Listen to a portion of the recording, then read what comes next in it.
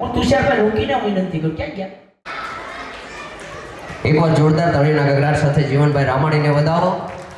આ પાછળ બહેનો ને ભાઈઓ તાળી જ નથી પાડતા, બધા એકવાર જોરદાર તાળીના ગગડાટ સાથે વધાવો. એટલા માટે જ હું ઉપર આવ્યો, મને દેખાય કોણ તાળી પાડે ને કોણ નથી પાડતું. એકવાર આપણા ફોરવર્ડ વિસ્તારના જે સરપંચ શ્રી અરુણભાઈ ધેલીને એકવાર જોરદાર તાળીના ગગડાટ સાથે વધાવો. આ લતીફભાઈને તો આપણે એટલે હારે રાખ્યું, ખાલી લતીફભાઈનું ક્યાંક નામ આપીને તોય ગમે એટલા હોય ની પાછા વળી જાય. એકવાર એમને જોરદાર તાળીના ગગડાટ સાથે વધાવો. અને એઝાદભાઈને પણ એકવાર જોરદાર તાળીના ગગડાટ સાથે વધાવો.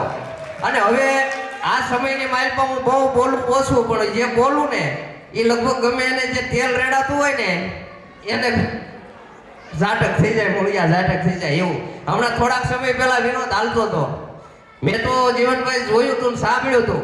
પણ એ લોકોને હું એટલી વિનંતી કરું કે જે વ્યક્તિ આપણને ઓળખતા હોય ને સાહેબ, એના આપણે સન્માન કરાય. જે આપણને જ ન ઓળખતા હોય એના સન્માન આપણે કરવાના જ ન હોય. ભલા માડા એ વાત બાકી છે. હવે હું તમે ગમે કામ લઈને જાવી તો આ આપણને ઓળખે, ઈ આપણને ઓળખે એટલે આપણે એને સન્માન કરી. બાકી સાહેબ ભૂપેન્દ્ર પટેલને આપણે બધા ઓળખીએ, ભૂપેન્દ્ર પટેલ આપણને ઓળખે તો તમે કોની પાસે કામ લઈને જાઓ સાહેબ. એટલે વિનંતી એ કરું, જે આપણને ઓળખતા હોય ને એને સન્માન કરાય. અને હજી ટૂંક સમયની માલપા આનથી મોટું ભવ્ય સન્માન સમારોહ મારે ગોઠવવાની ગણતરી છે. ઈ એન્જલ શોક ઉપર જેને જે કરવું હોય કરી લે, જાઓ. બાકી હવે જીવવું તો ડરવું નહીં, ડરવું તો જીવવું નહીં સાહેબ. આ દુનિયાની માલપા મારે કોઈ આગળ નથી ને પાછળ નથી, બધી બધી મારી નાખશે, બીજું હું કરશે સાહેબ. નથી ભાઈઓ નથી છોકરા હું લેવાને મૂંઝાવું જોઈએ સાહેબ. પણ આ દુનિયાની માઇલમાં વધારેમાં જો સાથ સહકાર આપે ભાવેશભાઈ ગજેરાને પણ એકવાર જોરદાર તાળીના ગગડાટ સાથે વધાવો. કારણ કે આપણો સમાજ એકથી એક હશે, આપણો સમાજની એકતા હશે તો આપણું કોઈ કાંઈ બગાડી નહીં શકે. કોઈ પણ વ્યક્તિ હોય સાહેબ એને જવાબ આપી જ દેવાનો. કારણ કે સાહેબ આપણા ઘરની માઇલમાં કોઈ વ્યક્તિ દાણા નાખી નથી જાતું. આપણા ઘરના દાણા આપણે જ નાખવા પડે. તો હું કામ કોઈથી પીવું જોઈએ? એકવાર મહાદેવના સાનિધ્યમાં બેઠા હોય એકવાર જોરદાર તાળીઓથી વધાવો આપણી સાહેબ હિંમત માટે.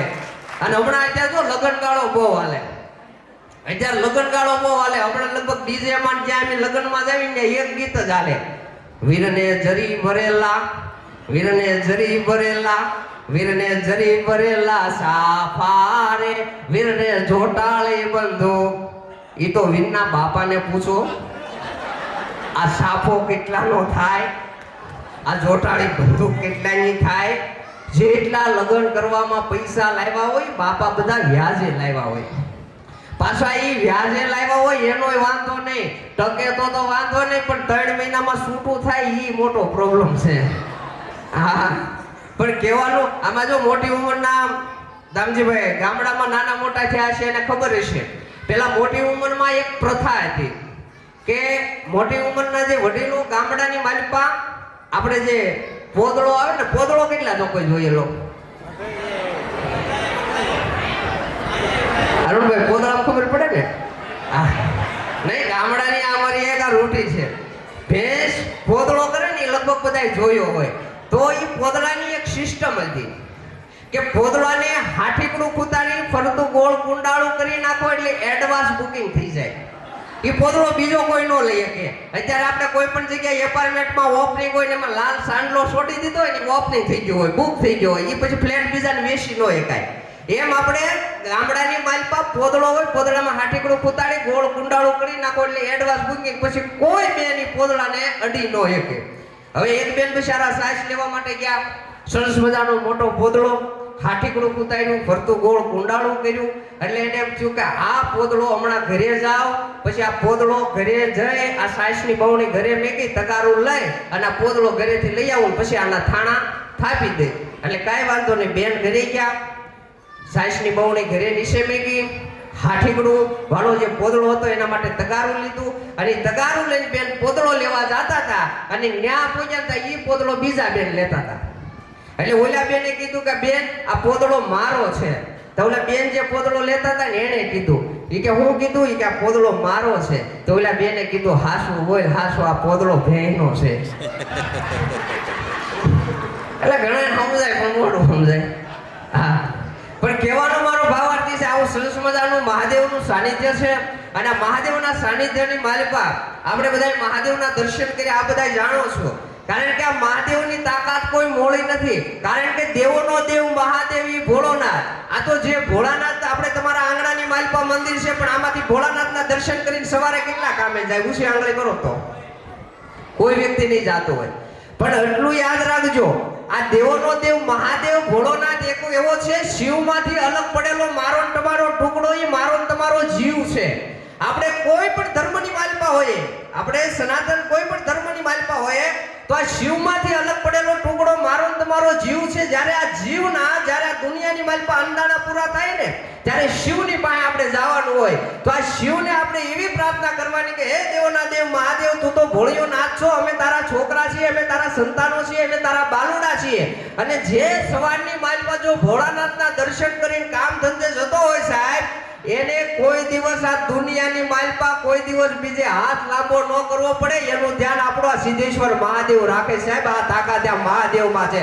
પણ આજે કોઈ મહાદેવના કોઈ પણ મંદિરની માલપા દર્શન કરવા જતા જ નથી. આપણે દર્શન સવારે કામે જ આવીને મંદિર આવે ને તા ટીટ ટીટ બસ આમ જ કરીને આપણે નીકળે. પણ આપણે જો સનાતન ધર્મને ટકાવવો હોય છે, આપણે જો આપણા ધર્મને ટકાવી રાખવો હોય છે, આપણા શાસ્ત્રોને ટકાવવા રાખવા પડશે, તો આવા મંદિરોની માલપા તમારા બાળકો સાથે તમે દર્શન કરવા જાજો, તમારા ફેમિલી સાથે મંદિરોની માલપા જાજો, તો આપણો સનાતન ધર્મ ટકી રહે. તો આપણા સંતાનોને ખબર પડશે કે આ બધાય આપણા ભગવાનો હતા. નકર સાહેબ આવની પેઢીમાં ખબર નહીં પડે આપણા બાપ દાદા કોણ હતા, એ નહીં કોઈ ખબર રહે. પણ કહેવાનો મારો ભાવાર્થ એ છે કે આ દેવોનો દેવ મહાદેવ ભોળોનાથ છે. અને આવું સરસ મજાનું આપણે આ વિસ્તારની માલપા સારામાં સારું મંદિર છે. મારી માતાઓ બહેનો બેઠી છે, એમને વિનંતી કરું કે તમે આવું સરસ મજાનું અહીંયા ભક્તિ ભજન કરો છો, આવો મહાદેવની આરતી કરો, મહાદેવના ભજન ગાઓ. બાકી ભજન કરેલું કોઈ દિવસ કઈ જાતું નથી. ના જીવનભાઈએ કીધું એમ કે આ પૂજારી એક પણ રૂપિયો લેતો નથી. અને આજે એના લાભાર્થે જો અહીંયા સરસ મજાનું ધૂન મંડળ રાખવામાં આવ્યું હોય, અને ઈ ધૂન મંડળ નિમિત્તે જે કાંઈ તમે ફૂલ નહીં તો ફૂલની પાકડી યથાશક્તિ પ્રમાણે એક તમે મહાદેવના નામે જો આપશો, અને પૂજારી જો એ લઈ જશે, અને પૂજારીની જો આતરડી ઠરશે ને, તો એના અંતરના આશીર્વાદ મળશે ને. એવા આશીર્વાદ આ દુનિયાની માલપા બીજે કઈ નહીં મળે સાહેબ. એકવાર એમના માટે જોરદાર તાળીઓથી વધાવો. 5500 રૂપિયા મંદિરના પૂજારીને હારુણભાઈ તેલી આપે. એકવાર જોરદાર તાળીઓ થઈ જાય સાહેબ. તાળી તો પાડો. બધા એકભાઈ તેલી ખોલવડ ગામના સરપંચ આપે. એકવાર જોરદાર તાળીઓથી વધાવો. હા, આ પૈસા આપે છે, આપણા કામ કરે છે, એટલે લખાવતા નથી. 500 રૂપિયાની સાઈલ અમારી જાય છે. આ જે સત્ય કહું છું સાહેબ. બાકી ઘણા એમ કહેતા હોય કે તમે આને ઓળખતા નથી ને આને લાવો ના. હું તો આ દુનિયાની માલપા કોઈને નથી ઓળખતો. એક આપણા મા બાપને આપણે ઓળખવી, અને બીજા આપણા જે કામ કરતા હોય ને એને ઓળખવી. જો ખાલી એટલાને જ આપણે ઓળખતા રહેવું તો આ દુનિયાની માલપા મારે તમારે કે વાડાવાડી કરવાની જરૂર નહીં પડે. આ દુનિયાની માલપા કે હાથ લાંબો કરવાની જરૂર નહીં પડે. આ દુનિયાની માલપા કે જવાની જરૂર નહીં પડે. મોટામાં મોટા જો કોઈ હોય તો પેલા આપણા મા બાપ છે. આ દુનિયાની માલપા જન્મ દેનારી માં જનેતા છે ને સાહેબ, એક એવી માં છે. આ તો જેથી તમારો કોઈ હગો ડોક્ટર હોય ને એને ક્યારેક પૂછજો, તમારો કોઈ ફેમિલી ડોક્ટર હોય પૂછજો કે કદાચ કોઈ બેન કે કદાચ કોઈ માતા જન્મ બાળકને આપે ને ત્યારે એને પીડા કેટલી થાય, ક્યારેક તમે એને પૂછજો તો તમને ખબર પડશે. કારણ કે આ છે ને આપણી માં, એ આપણી શક્તિ છે, આપણી આધ્યા શક્તિ છે.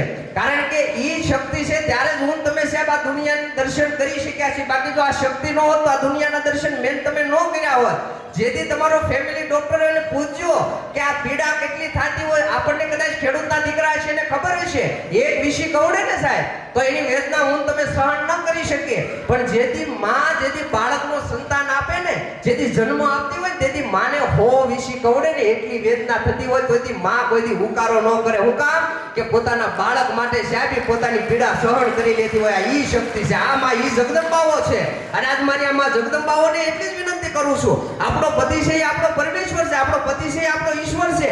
અને વધારે તમારે જો સેવા કરવી હોય તો આપણા ધણીની કરજો. કારણ કે આ દુનિયાની માલપા કોઈ પુરુષ છે ને પોતાના માટે રડતો જ નથી, પોતાના માટે કમાતો જ નથી. જો એ કમાવા જતો હોય, ટિફિન લઈને સવારે જતો હોય, બપોરે ટિફિન ખાતો હોય, ઠંડુ ટિફિન ખાતો હોય તો કોના માટે? પોતાના સંતાનો માટે, પોતાના પરિવાર માટે, પોતાના બાળકો માટે. તો જેટલી સેવા થાય ને એટલી તમારા પતિદેવની કરજો, કારણ કે આ દુનિયાની માલપા જો તમારો પતિદેવ જો હશે, હયાત હશે ને, તો આ દુનિયાની માલપા પોતાના પરિવારને કે હાથ લાંબો નહીં કરવો પડે. એકવાર આ ભાઈઓ માટે જોરદાર તાળીઓના ગગડાટ સાથે વધાવો. હજી બહેનોને દુઃખ પડશે ને તો તમે તમારા બાપાના ઘરે જઈ તમે દુઃખ તમારું હળવું કરી લેશો, તમે બે આંસુડા ત્યાં પાડી લેવો. પણ કોઈથી તમે પુરુષનો વિચાર કર્યો? કારણ કે સાહેબ એને દુઃખ પડે ને, નથી પોતાની પત્નીને કહી શકતો, નથી પોતાની માને કહી શકતો, નથી પોતાના ભાઈઓને કહી શકતો, નથી પોતાના હગાવાલાને કહી શકતો, અને પોતે દુઃખ સાહેબ પોતાના આહુડાને પીવે છે.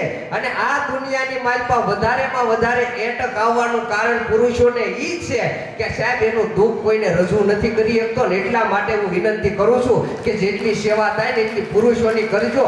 અને આ દુનિયાની માલપા જો આપણા ઘરમાંથી જો કોઈ વ્યક્તિ કંકાસના કારણે, આજે ઘણા કંકાસના કારણે સાહેબ પોતાનો ઘરવાળો આપઘાત કરી જતો હોય, સાહેબ દવા પી જતો હોય, પણ એટલી પરિવારને એટલી વિનંતી કરું છું કે જો આપણા ઘરની માલપાથી કોઈ રડનારો વ્યક્તિ જો આપઘાત કરી જાય, કોઈ દવા પી જાય, પછી પાછળનો તમે વિચાર કરજો. મારા ને તમારા હગાવાલા કુટુંબના પરિવારના 5-15 થી હાવ હારું બોલશે, 5-15 થી કરિયાણું નાખી જાય, પછી મારી તમારો પરિવાર આખો બરબાદ થઈ જાય, તો આપણી આખી જિંદગી બરબાદ કરવી છે કે આપણો ધણીને આપણે હાંસવી લેવો છે? સાહેબ એ વિચાર કરજો. એકવાર જોરદાર તાળીના ગગડાટ સાથે વધાવો.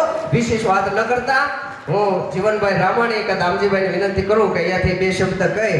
અને આજે શિવરાત છે એટલે કે 12 વાગ્યા પહેલા ઈ કે તમે થોડોક નાસ્તો કરી લ્યો, કાલ શિવરાત ચાલુ થાય. મેં તો કાલ ચાલુ થાય કે આજ થાય. હવે તો મેં તો વાર રહેવાના મિનતભાઈ કરી દીધા છે, કેમ કે મહાદેવને ખબર જ છે કે આના લગ્ન હવે આપણે નથી કરવા, તો આના લગ્ન કરી દેવું તો આવો જાહેરમાં નહીં બોલી શકે. અને જેના લગ્ન થયા ને જાહેરમાં કોઈથી બોલી જ ન કે આમાં જો બધાય ગણાય. આમાં મેં ભાઈઓ માટે એટલે જ કીધું, મને ખબર છે તમે એને ન કહી શકો, તમે તો એને નો જ કહી શકો ને. અને હું તો બેનો નવું હોય તમે જેટલા આને હાસવો એટલે આખી જિંદગી હાસવો ને સાહેબ. નવું વ્યવહાર થાય તમે એટલું પ્રેમથી બોલો, જીવન તમને કેટલું રૂડું લાગે યાર. નવા લગ્ન થાય ત્યાં એટલું પ્રેમથી બોલો. અને હમણાં તો કાંક નવી સિસ્ટમ આવી, બકા. હવે બકા એટલે હું ઈ તમને કાંઈ ખબર છે? બકા કહેતા હોય ને આપણને આમ સારું લાગે, પણ એ આપણને એક ભાષામાં બકા એટલે જે રામાયણ તમે જોઈ છે એમાં ખબર હશે, એક બકાસુર નામનો રાક્ષસ હતો. એટલે આપણને એમ કે ને બકા, તો હવે આપણને એમ કે બકા, આપણે વળી તરત કે દીકુ. આપણને એમ લાગે દીકુ બે જીકુ. એટલે કહું છું આ નવું હોય તે, હવે જો નવું હોય તે કેવું આપણને પ્રેમથી બોલાવે. જોજો વ્યવહાર થયો હોય ને વ્યવહાર, ત્યારે જોજો વ્યવહાર થાય આ ગીત બધા લોકો બહુ સાંભળતા છે.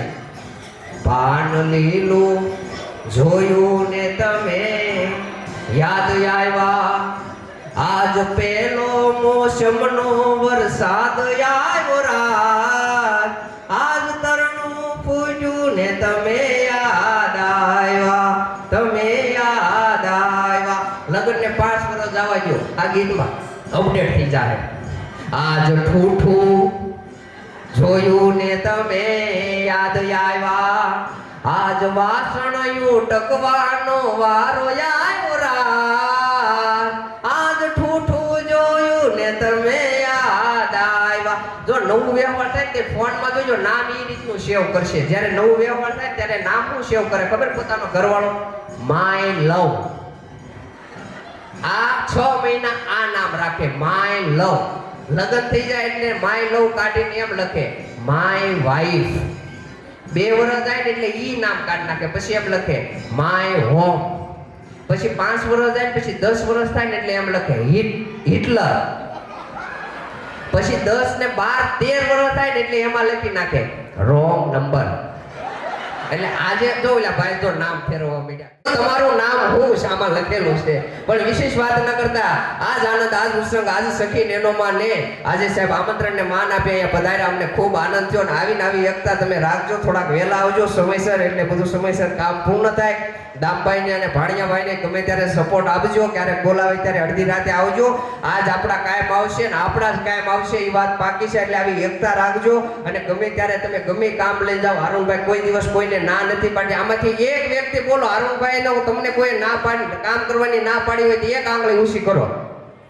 કોઈને તમને ના પાડી. મારું કહેવાનું એમ છે, મારે નારુણભાઈને ઘર જેવો સંબંધ છે, વાત પાકી છે, પણ મારે નારુણભાઈને સંબંધ પકડે ને સાહેબ, તો મારે આ દુનિયાને ના પબ્લિકને મારે સાહેબ ખોટા ગુસ્સા ભરાવીને પબ્લિકને નો ફેરવાય. અમારે બેયને સમજી લેવાય.